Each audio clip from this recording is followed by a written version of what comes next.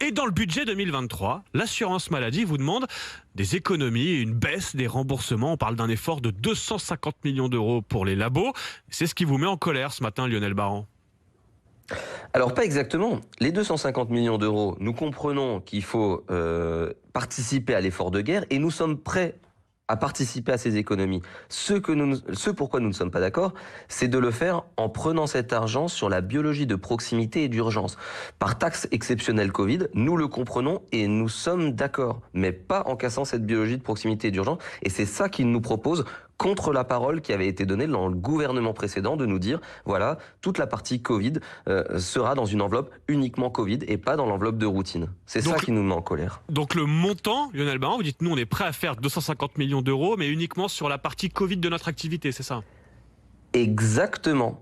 Et après tous les sacrifices que les biologistes et tout le personnel a fait, les risques qu'on a pris au début de la crise à faire ces tests, les horaires à rallonge, les burn-out qu'on a découverts dans la profession, les agressions à l'accueil, nous sommes écœurés d'être pointés désormais du doigt comme des profiteurs de guerre, alors même qu'on a rendu le service que le gouvernement nous a demandé.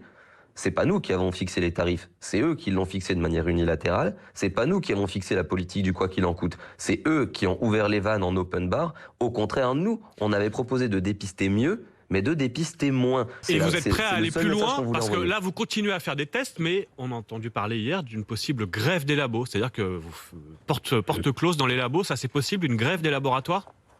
Eh ben, oui, c'est possible.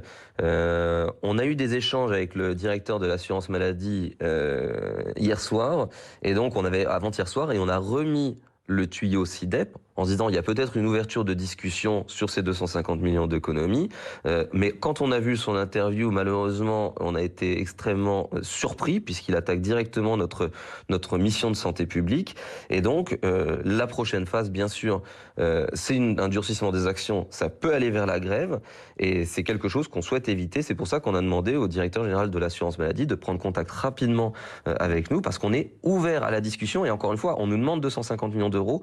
On est prêt à les donner, mais on ne veut pas attaquer, on ne veut pas casser la biologie de proximité, parce que sinon c'est des fermetures de sites, sinon c'est des baisses de l'emploi, c'est une augmentation des délais. Lionel Baran, je vous fais répéter, ça peut aller ou ça va aller vers la grève ? Il y aura une grève ou pas des labos ?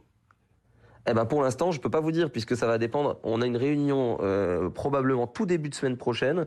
Il nous faut au moins une semaine pour l'organiser. Donc tout début de semaine prochaine, on pourra vous dire en dur s'il y en aura une ou s'il y en a pas. Nous, en tout cas, on est ouvert. On veut bien donner 250 millions d'économies, on est prêt à participer à l'effort collectif, on le comprend, mais pas de cette manière-là et pas en étant pointé du doigt comme des profiteurs de guerre. Ça, après ce qu'on a vécu, c'est pas possible. Mais en tout cas, c'est l'assurance maladie et les ministères qui ont les choses entre les mains. Nous, on est prêt à les donner, ces 250 millions d'euros.